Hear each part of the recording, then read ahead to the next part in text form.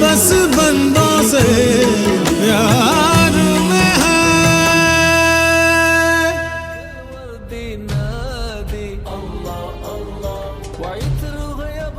Welcome back. ہاں جی, مکھنی پالک chicken بالکل شاہی مرغ پالک اور آئل میں پیاز ادرک لہسن براؤن کی چکن شامل کیا. کلر کیسا ہو گیا اس کا؟ اوئے ہوئے ہوئے, خوشبو بہت اعلیٰ. اور اس کے بعد ٹماٹر, ساتھ ہی کچھ اس میں اسپائسز, نمک. پالک میں بھی نمک کی کوانٹٹی ہوتی ہے. واہ واہ واہ, تو اتنا رکھیے بیلنس ہو جائے. ہو گیا. اور مرچیں, لیاری میرا پیارا علاقہ, کیا چاکی واڑہ, موسیٰ لین, جس کی گلیوں میں کھیلا ہوں, میمن سوسائٹی, واہ واہ واہ, جہاں پہ کرکٹ کھیلتے تھے ہم رمضان میں. دو تین جانوں کے شیشے بھی توڑے ہیں. اور اب میں نوجوانوں سے کہتا ہوں روڈوں پہ کرکٹ نہ کھیلیں, ایکسیڈنٹ بھی ہو سکتا ہے اور کسی کو نقصان بھی ہو سکتا ہے. تو ہم نے غلطی کر لی تو اللہ کے حضور بھی معافی مانگتے ہیں. آپ بھی کوشش کریں گراؤنڈس میں کھیلیں, اچھی جگہوں پہ کھیلیں جہاں کسی کو نقصان نہ ہو, اس کی جو پلیس بنی ہوئی ہے. ٹھیک ہے جی جی بالکل. اچھا, ساتھ ہی اس میں شبیر بھائی جو یہ پالک چاپ کر لی یہ ہم اس میں ایڈ کر لیتے ہیں. اور اسی کرنی ہے بھرپور بنائی, اس سے بال بڑے ہوتے ہیں, بالوں کی گروتھ میں اضافہ کرے. اچھا, چکن کتنی دیر میں گل جاتا ہے شبیر بھائی؟ یہ 4 سے 5 منٹ میں گل جاتا ہے. ٹھیک ہے, اور اس کے بعد اب جتنا زیادہ کوک کرتے جائیں گے ہارڈ ہو جائے گی, تو اوور کوک تو کرنا ہی نہیں چاہیے. لوگ 5 منٹ میں چکن بیچاری گل جاتی ہے. بالکل. یہ بکرے اور بچڑے جو ہے نا یہ لیتے ہیں گھنٹہ گھنٹہ. ہاں بالکل ایسا ہی ہے. بالکل. واہ واہ واہ, کیا کلر ہو گیا. اس میں گریوی ہوگی؟ It's up to you. اگر آپ اس کی گریوی بنانا چاہیں تو آپ پانی ایڈ کر سکتے ہیں, لیکن پالک بھی اپنا پانی یقیناً چھوڑے گی, تو اتنا زیادہ ایڈ ضرورت. ٹھیک ہے شاہ صاحب, آداب مسجد کا بھی خیال رہے اور اعتکاف بھی ہو جائے.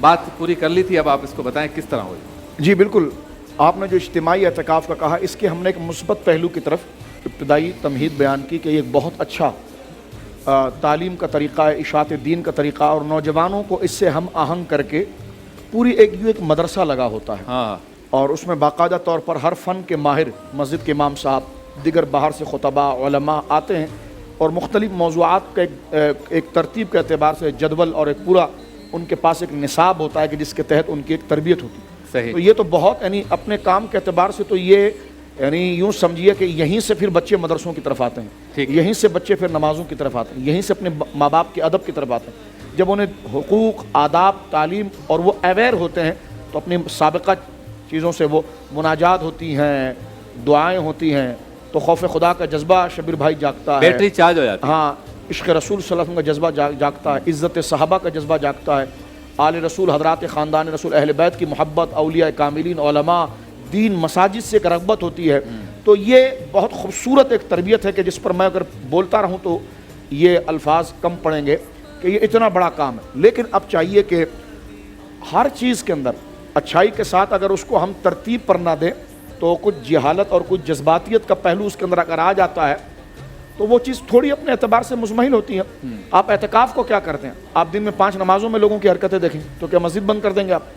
یہ بھی آپ دیکھیے, لوگ جس طرح وضو کر کے اپنے یعنی نماز کی جگہ تک آتے ہیں, وضو وہاں پر کیا اور پانی گراتے گراتے وہ آ رہے ہیں, تو مسجد کے آداب کے خلاف تو یہ بھی چیز ہے. ہاں, لوگ تراویحوں کے اندر پیچھے جتھا ڈال کر بیٹھے ہوئے ہیں, آگے تراویح ہو رہی ہے, تو دنیاوی باتیں چل رہی, یہ بھی مسجد کے آداب کے خلاف ہے. تو صرف اعتکاف کو فوکس نہ کریں آپ. ٹھیک ہے, اوور آل ساری چیز جو غلط ہے وہ غلط ہے, لیکن یہ تربیت کا ایک بہت بڑا ماخذ ہے. ان کے اوپر یہ ذمہ داری ہے, اور یقیناً وہ خوف خدا رکھتے ہیں. ان کے مقصد بھی کوئی جتا گروہ بندی یا کوئی سیاسی نہیں ہوتا, ان کا مقصد بھی ہوتا ہے کہ جو اللہ نے یہ موقع دیا ہے تو ہم تدریسی سلسلے میں بچوں کو تیار کر دیں, تاکہ ان کے عقیدے, ایمان, اور اس وقت جو پورا ایک عالم اسلام کے پیچھے پڑا ہوا ہے تو ان کی ذہن سازی ہو جائے, اور یہ دنیا کی حقیقت کو اور اللہ رب العالمین اس کے حبیب کے مقام کو جان لیں اور سمجھ لیں. اس میں احتیاط بہت ضروری ہے. اب ان کے اوپر نگہبان رکھے جائیں, نگران رکھے جائیں, جو مسجد کے آداب کے ساتھ ساتھ باقاعدہ ان کے ساتھ ملوث رہے کہ جو چیز اب یہ آپ کہہ رہے ہیں کہ بھائی کھانا باہر سے آ رہا ہے, تو اس کی کہیں تک گنجائش ضرور نکلتی ہے کہ کھانا کھائیں, ٹھیک ہے, جو ان کے مزاج کے اعتبار سے جو شریعت مطہرہ نے روا رکھا ہے, کوئی مخصوص وقت ہو, مخصوص جگہ ہو. ایک چیز ہے مستحسن اور مستحب, صحیح, بہت ہی زیادہ اچھا.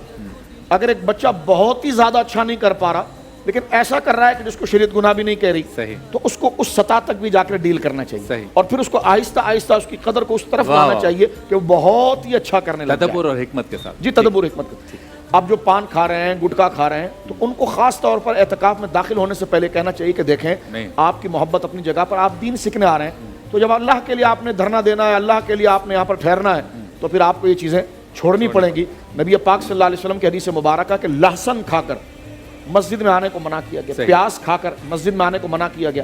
تو آپ سگریٹ پی کر مسجد میں آ رہے ہیں، آپ گٹکا کھا کر مسجد میں آ رہے ہیں، اس سے ایک بدبو آ رہی ہے، اور انہوں نے فرمایا سے فرشتوں کو کراہیت ہوتی ہے۔ آپ سگریٹ پی کر گھر کے اندر نہیں جاتے کہ آپ کی بیگم ناراض ہو جائے گی، تو جب گھر کے لیے اتنا لحاظ رکھنا چاہیے تو اللہ رب العالمین کا احترام تو اور زیادہ ہے کہ وما قدر اللہ کا قدر ہی، یہاں تو ڈانٹ پلائی گئی ہے کہ ان نادانوں نے اللہ رب العالمین کی ایسی قدر جانی نہیں جس طرح اللہ رب العالمین جل وعلا کی قدر ہے۔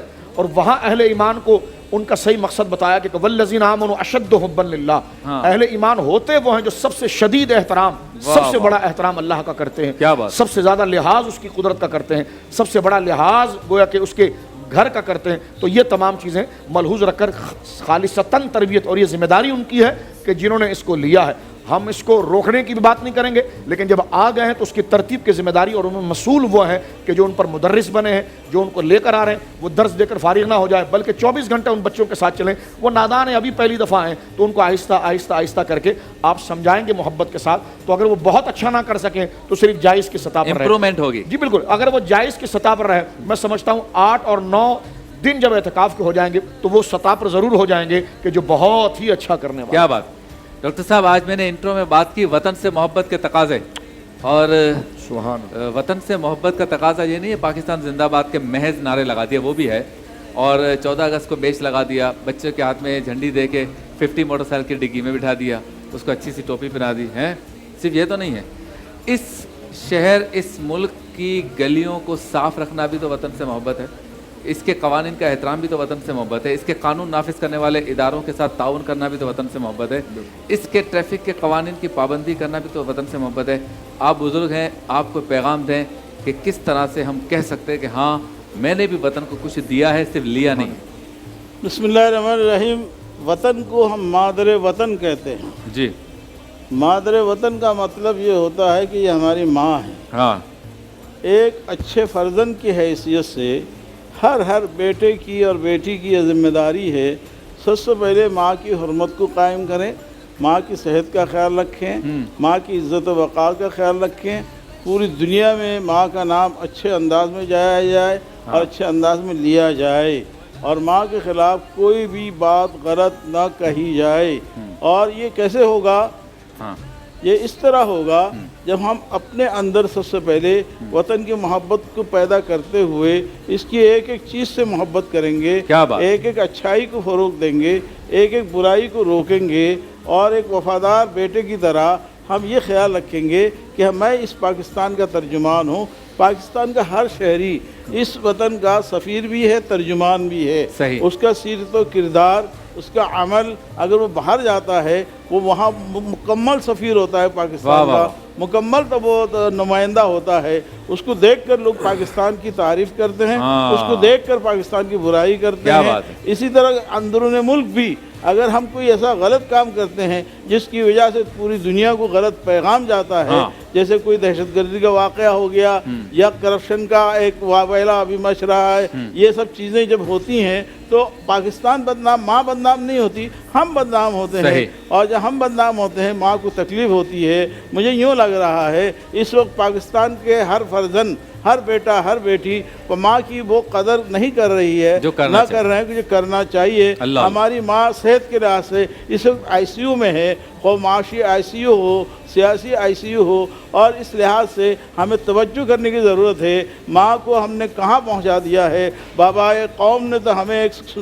سنہرا ملک عطا فرمایا تھا جہاں ہماری آزادی کی حفاظت کرنی تھی، جہاں اسلام کا بول بالا ہونا تھا، اور ایک نظریہ پاکستان کے لائن پر اس گاڑی کو چلنا تھا، اور یہ ریل پٹری جو ہے نظریے سے ہٹ گئی، نتیجتاً ایکسیڈنٹ پہ ایکسیڈنٹ ہوتے جا رہے ہیں، پھر بھی آنکھیں نہیں کھلنے ہیں۔ سقوط ڈھاکہ ہوا اور اندرونی خلفشار نے ایک طوفان مچا دیا، اور یہاں کے ویسے ظالم سفاک بیٹے ہیں جو اس ماں کو نوچ نوچ کر کھا رہے ہیں۔ ایک مورخ نے بڑی اچھی مثال دی، پاکستانی قوم کی مثال ایسی ہے کہ ایک بحری جہاز سونے کا بنا ہوا اور اس کے مسافر اس میں 20 سمندر میں ہے، ہر فرد خود غرض اور لالچی ہے، وہ یہ چاہتا ہے کہ یہ سونے کے جہاز کو توڑ کر اپنا صندوق بھر لیں، اور ان کو یہ انجام کی فکر نہیں ہے جب جہاز غرق ہوگا ہم بھی غرق ہو جائیں گے۔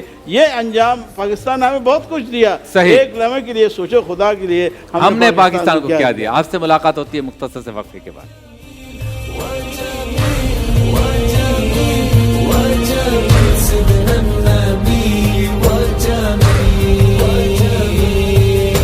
ولا سل الله بل كان